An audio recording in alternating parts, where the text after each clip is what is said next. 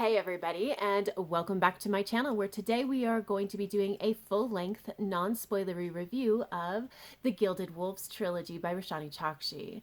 So the Gilded Wolves trilogy starts with the Gilded Wolves, the second book is the Silvered Serpents, and the third book is the Bronzed Beasts. And this trilogy is a YA historical fantasy trilogy. And in it, we are following a group of thieves as they solve puzzles to try to track down ancient magical artifacts and then figure out how to get past various obstacles in their way so that they can go ahead and steal those magical artifacts. It's very Indiana Jones-esque. But in this first one, they have gathered some information about this artifact that they've been searching for, because once they get their hands on that artifact, it should help them figure out where another artifact is. And if they can get their hands on that second artifact, that would be really, really big. And the story kind of goes from there. So let's go ahead and jump right into the world building. And what I will say about the world building is that there's a lot of great ideas here, and it's all very half-baked. So, starting with setting. So the Gilded Wolves actually takes place in Paris. The Silvered Serpents primarily takes place in Serbia. And the third book, The Bronzed Beast, mainly takes place in Venice. Now, the Silvered Serpents in Serbia actually was great. It was very clear that the author needed some place that was desolate and very cold, and I felt both of those things in my bones as I was reading it. So that was great. However, being in Paris in the 1890s in the first book, and then in Venice in the third book, I really didn't quite feel it. And honestly, here's the thing. If you're choosing a really large, famous city for where you're setting your story, you as an author actually have to do a lot of extra work to make it feel real, right?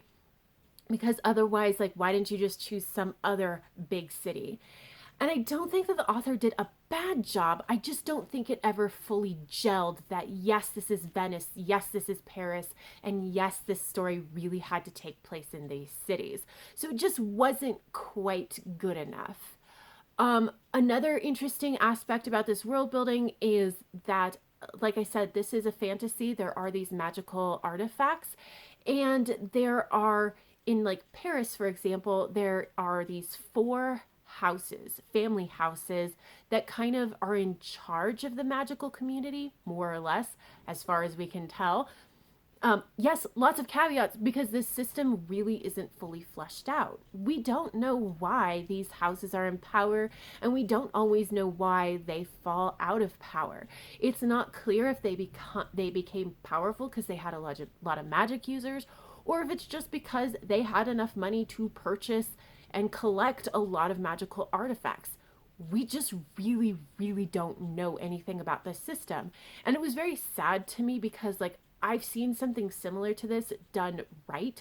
So I was just like, oh, but you were so close. Like, if you had just taken another couple steps, you would have been there for how, explaining how all of this works. Because functionally, we do not understand why these houses exist, how they got into power, and how they're able to stay in power. So again, good idea that's just not fully fleshed out to the point of it being functional. And I think probably the worst offender of this in the world building section is the magic system. So the idea of the magic is really interesting and actually runs very parallel to technology and how technology is introduced. You have these people who are magic users, and they are able to create magical objects. And a lot of what they're doing is very, very functional. So like one of our main characters, Zofia, makes like a flash bomb, but it's not a flash bomb as we know it because it's magical. And so very, very practical kinds of things. And then, of course, similar to technology, while you also have a lot of effort being put into very practical, utilitarian kind of things, there's also the random fripperies where you're just like, nobody needs this. So, a dress that is made out of peacock feathers and magic is it's magicked so that the peacock feathers float as if they're in a breeze, even though there's no wind, right? That kind of just stuff that you really don't need. And I really actually appreciated like the parallels of this and how utilitarian a lot of this magic is. However, I say there's a magic system, and that's incorrect. There is no system. There's so much of it that is never explained. So we have magic users, but not everybody is a magic user. But there is no explanation as to who is chosen. So we don't know if it's genetic. We don't know if it's random chance. We don't know if maybe there's something that they're exposed to in the environment and then they become magic users. We don't know. We don't actually know how they magic these objects. Like, we have no information about any of that, and we don't have any understanding of the limitations of this, whether there's limitations to ability level, whether there even is differing ability levels, or if there's limitations to the magic itself. And this is actually a huge problem for the plot because they're thieves. And so part of their thing is that they create these magical objects to get past defense systems, for example. But I'm sitting here like, okay, you're trying to break into this person's house, for instance, that has a magical system. Like, why wouldn't they have they seem to have an old system. Why wouldn't they have somebody on their staff that is also an inventor that's constantly coming up with new defenses?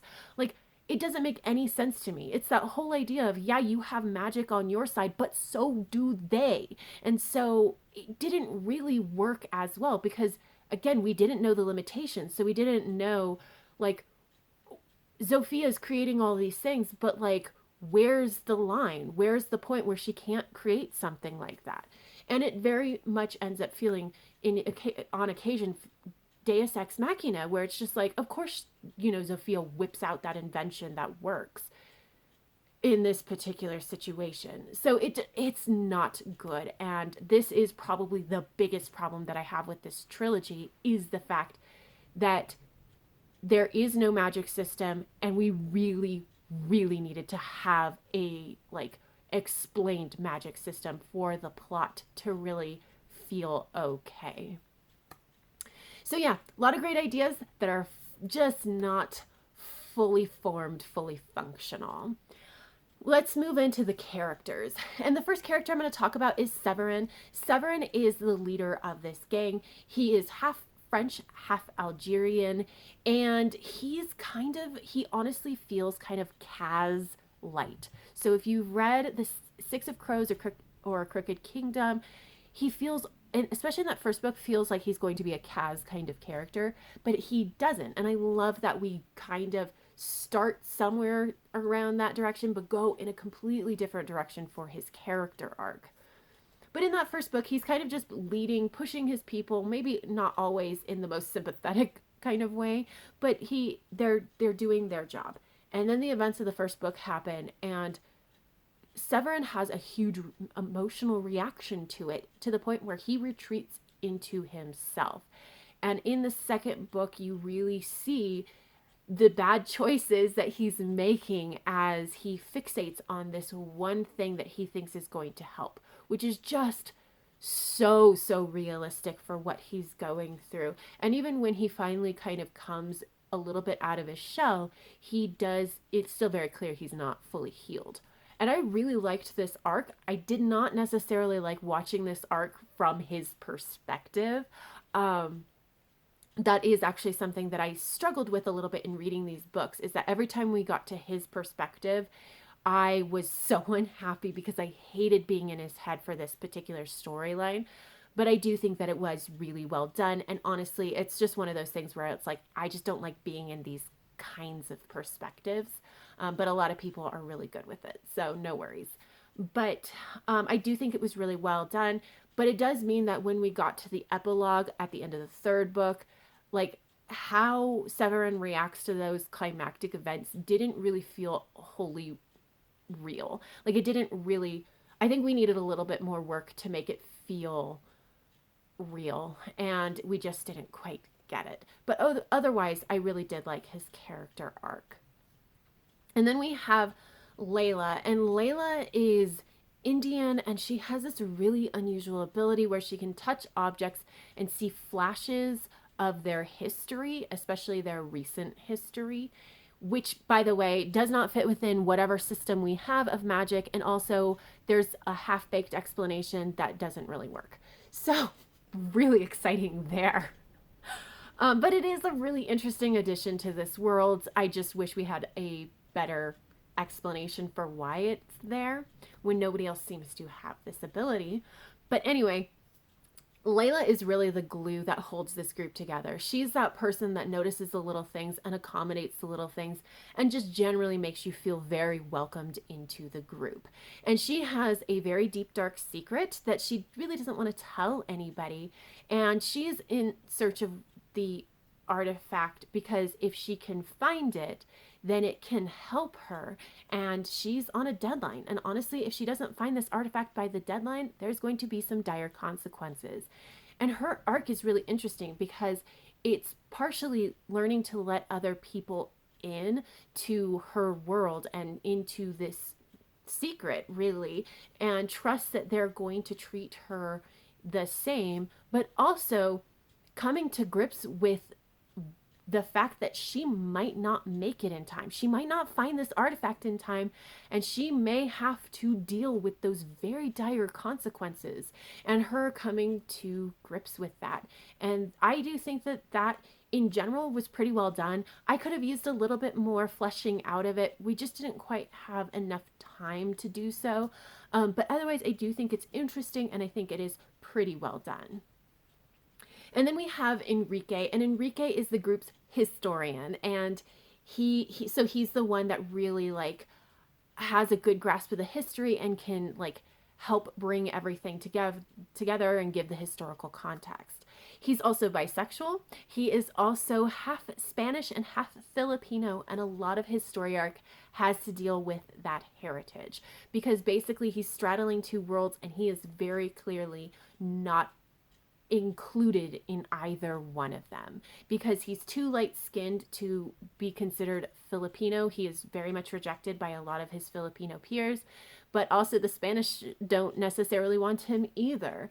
And so he's trying to figure out what his place in this world is and what his relation to his heritage is, and trying to find some place a place for himself where he can be wholly himself and be accepted as who he is.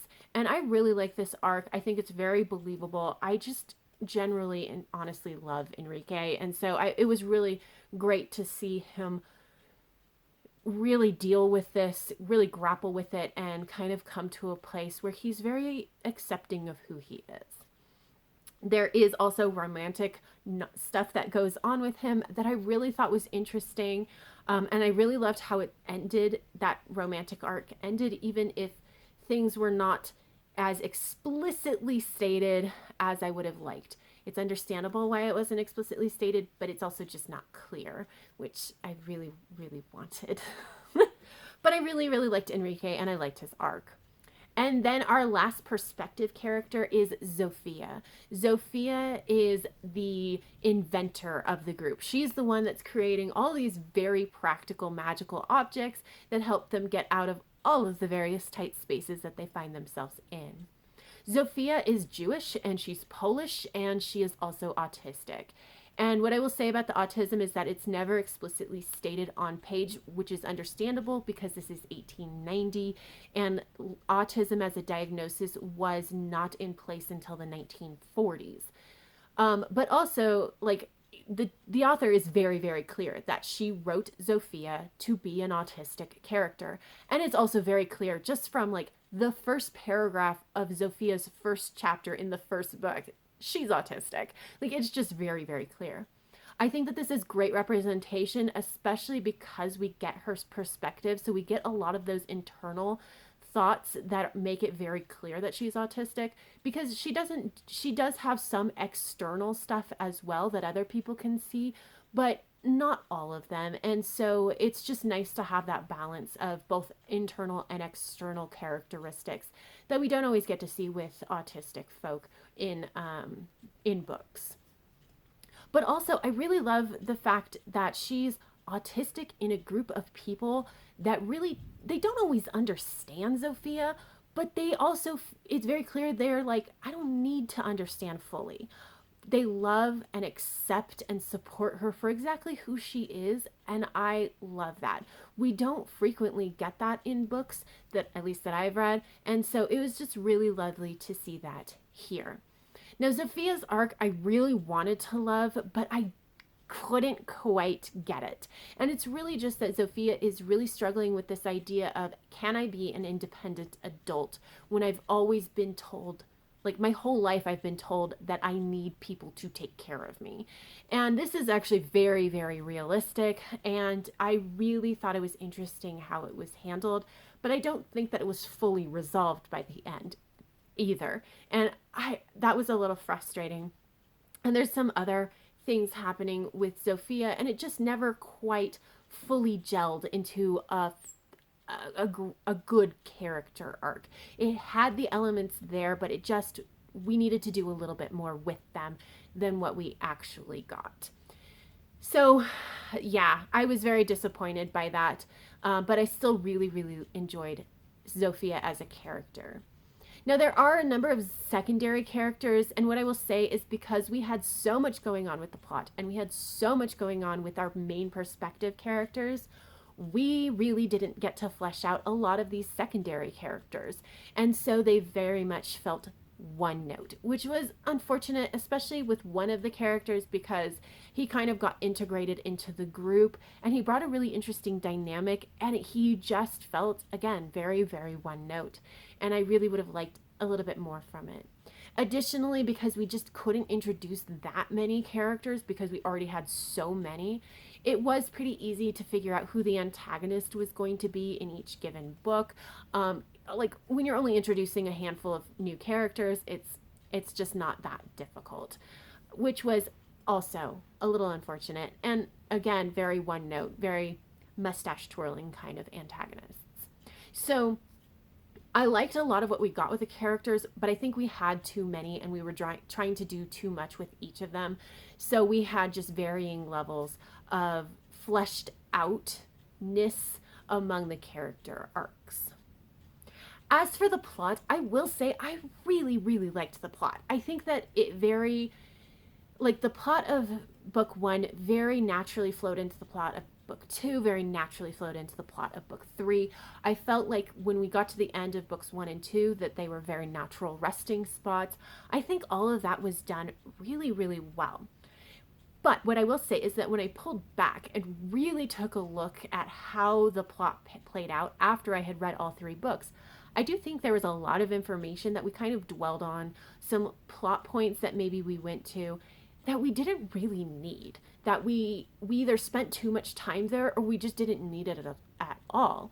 And it's not clear when you're reading it what those points are going to be, but as you get to the end and you kind of reflect on it, it's pretty obvious that, like, oh, we didn't actually need all of that, which is unfortunate because, like, I do think that there was a lot of really good plot stuff going on, but it was a lot that was it, and we just didn't need all of it. So also I will say that the climactic events of the third book were like big and dramatic, but it got to the point where it's almost overly dramatic, and it wasn't 100%. I wasn't 100% certain of everything that was going on. So like, I think we needed a little bit more information to understand fully what was going on in this very climactic kind of event. So mostly it was good, but it definitely could have been tightened up quite a bit, and then we would have had a much stronger primary plot line. I did love, however, that we had this lovely epilogue at the end of book three that was very fast paced and it didn't dawdle at all, but we got to see how all of these characters really dealt with the events that had just taken place, and we got to see how they handled it in the future and what happened. And I really liked that. I think that it was a very, very well done epilogue. We got to see how things go, and we got to have a lovely bit of breathing room so that we could transition out of this story and say goodbye to the characters. So I do actually think that that was very well written. I will also say that there are strong romantic plots throughout this entire trilogy, which I was very meh about because there was one romantic plot that I did not care about at all, and one that I was actually I did really enjoy following. So just know that there is quite a bit of romance stuff in this one. As for structure, style, and pacing, again, multi perspective story. There are four perspectives, but I do think that the author did a really great job making a distinctive voice for each character. So I really didn't have any problem figuring out who we were following. Um, it is generally very, very fast paced, except for the climactic events in the third book, and then it slows down, which I was not expecting, and I don't think that's necessarily the right choice, but otherwise it is generally very fast paced. And the writing style is just very straightforward, easy to read, kind of sucks you in type of writing style. So overall, it's pretty easy it might, you might think that like I hated this, and I didn't. So a lot of the problems that I'm pointing out, I did not notice until I took a step back and really looked at these books with an analytical eye. Apart from the magic system did affect my reading experience, but basically everything else was just like, oh yeah, that could have been done better kind of stuff that I noticed after I had finished the stories. These books just absolutely sucked me in, and I generally had a really good time with them. So, actually, this trilogy I ended up giving 4.25 to 4.5 stars, somewhere in there. I enjoyed them, and there's a lot of stuff that could have been done better, and to some of them even affected my enjoyment, but generally speaking, it was still just a lot of fun. But that is it. If you have any thoughts or feelings about my review, please leave a comment down below. Like this video if you liked it. And until next time, have happy reading, and I will see you in the next video. Bye.